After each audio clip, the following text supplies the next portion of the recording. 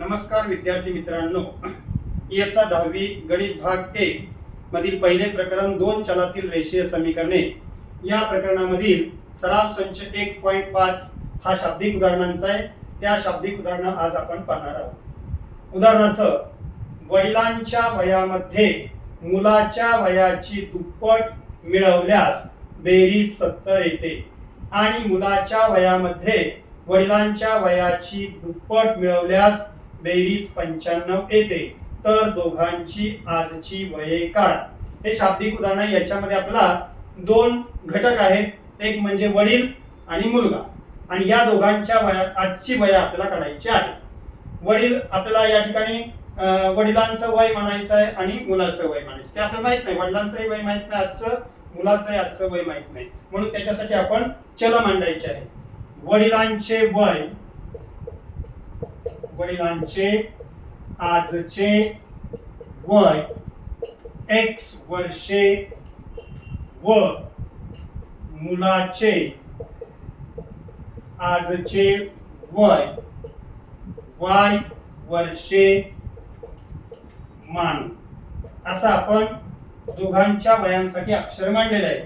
आणि मग आपल्याला या x आणि y ची किंमत काढायची आहे.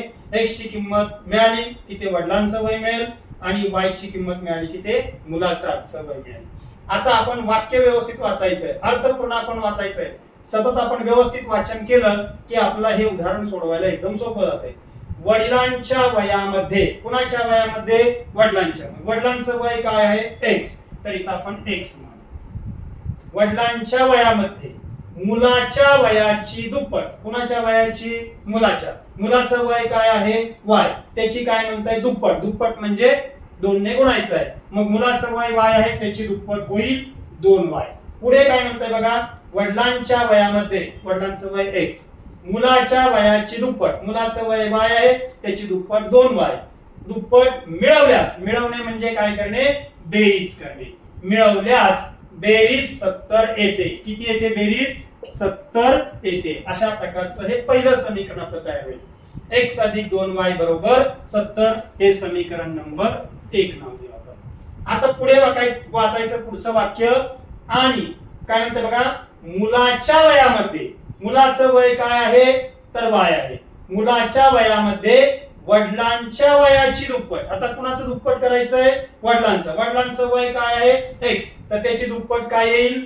2x. आणि मुलाचं वय y, म्हणजे वडिलांचं वय दुप्पट आहे, मुलाचं वय आहे तसंच.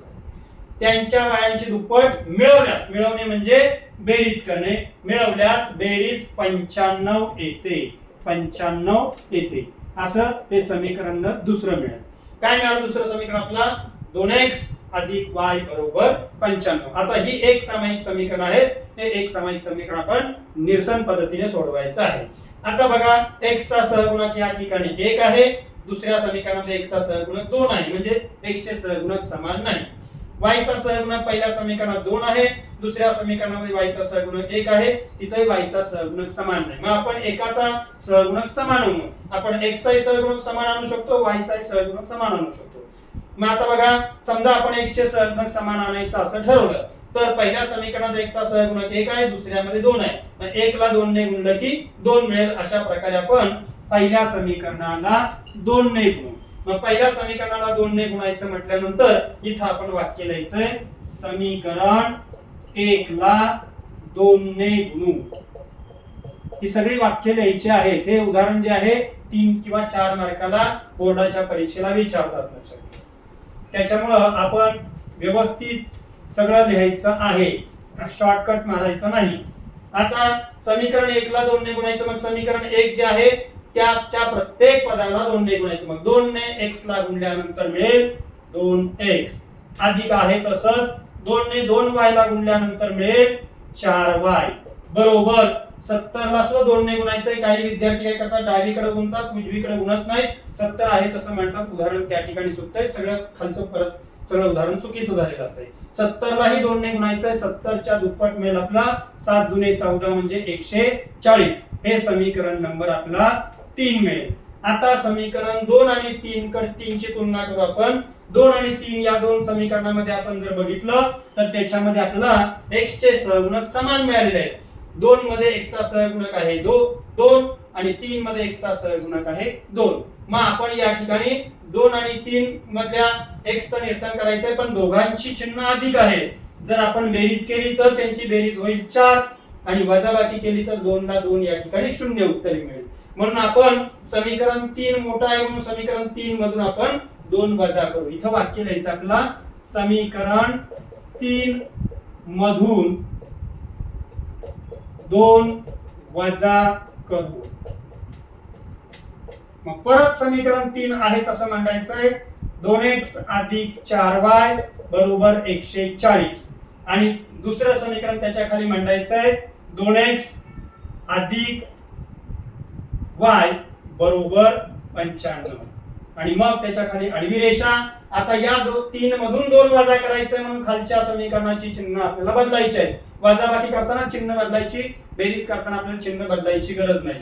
याचं चिन्ह अधिक आहे ते होईल वजा, हे अधिक आहे ते वजा होईल, हे अधिक आहे ते वजा होईल. आपल्याला विरुद्ध चिन्ह करायचं आहे. अधिक असेल तर वजा होईल, वजा असेल तर अधिक होईल. हे आपण लक्षात ठेवायचं आहे. आता आपल्याला यांची आपल्याला वजाबाकी करायची आहे. 2 चं चिन्ह अधिक आहे, 2 चं चिन्ह वजा, अधिक वजा भिन्न चिन्हांची वजाबाकी होईल. 2 मधून 2 गेले 0 राहिले. आता 4 चं चिन्ह अधिक आहे, या y चं चिन्हाचा सहगुणक 1 आहे, त्याचं चिन्ह खाली मिळालेलं आहे वजा, म्हणून अधिक मधून वजा यांची भिन्न चिन्हांची वजाबाकी होईल. मोठ्या पदाला अधिक चिन्ह म्हणून अधिक चिन्ह येईल. 4 मधून हा 1 गेला, राहिले आपले 3y बरोबर 140 चं चिन्ह अधिक आहे, 95 चे चिन्ह वजा आहे, म्हणून यांची वजाबाकी आपल्याला करायची आहे. भिन्न चिन्हांची वजाबाकी, मोठ्या संख्येला चिन्ह अधिक आहे म्हणून अधिक येईल. 140 मधून 95 गेले. आपला वजाबाकी डायरेक्ट येत नसेल तर बाजूला करायचंय कच्चं काम. इथं आपण 95 च्या पुढे गेलो 100 पर्यंत 5 होईल आणि वरचे 40 म्हणजे 40 आणि 5 45. अशा प्रकारे 140 मधून 95 गेले तर 45 त्यांची वजाबाकी मिळेल. आता आपला y ची किंमत काढायची आहे. y आणि 3 च्या मध्ये गुणाकाराची क्रिया आहे म्हणून ते दुसरी बाजू बदलली की त्याचा भागिले होईल. म्हणून y बरोबर 45 भागिले 3. इथं आपल्याला 3 ने 45 ला भागायचं आहे. 3 ने 45 ला भागताना 3 ने पहिल्यांदा 4 ला 3 1 3 उरला इथं 1, एकावर घेतले 5 15 झाले, 3 5 15. अशा प्रकारे y ची किंमत मिळेल आपला 15. आपण y ची किंमत काढलेली आहे. आता आपला x ची किंमत काढायची आहे. पण आपल्याकडे समीकरण मिळाले 1 2 आणि 3. तर त्यातलं आपलं पहिलं जे समीकरण आहे ते पहिलं समीकरण आपण मांडू या ठिकाणी. ते पहिल्या समीकरणामध्ये ही y ची किंमत ठेवू आपण, किंवा आपण दुसऱ्याही समीकरणामध्ये ठेवू शकतो किंवा तिसऱ्याही समीकरणामध्ये ठेवू शकतो. मग आपण समजा आपण 2 मध्ये ठेवली या y ची किंमत तरी चालेल आपण या ठिकाणी. मग ती समीकरण 2 मध्ये ठेवू. y बरोबर 15 ही किंमत, आपण ही किंमत कोणत्याही समीकरणामध्ये ठेवू शकतो, उत्तर सारखंच मिळणार आहे. 2 मध्ये ठेवू. परत दुसरं समीकरण आपलं आहे तसं मांडायचंय. दुसरं समीकरण आहे 2x अधिक y बरोबर 95. इथं आपल्याला y च्या ठिकाणी y ची किंमत ठेवायची आहे. म्हणून 2x आहे तसंच अधिक y ची किंमत मिळाली 15 बरोबर 95. आता पुढे आपल्याला गणन करायचं आहे ते म्हणजे डाव्या बाजूला 2x आहे आणि अधिक 15 सुद्धा आहे.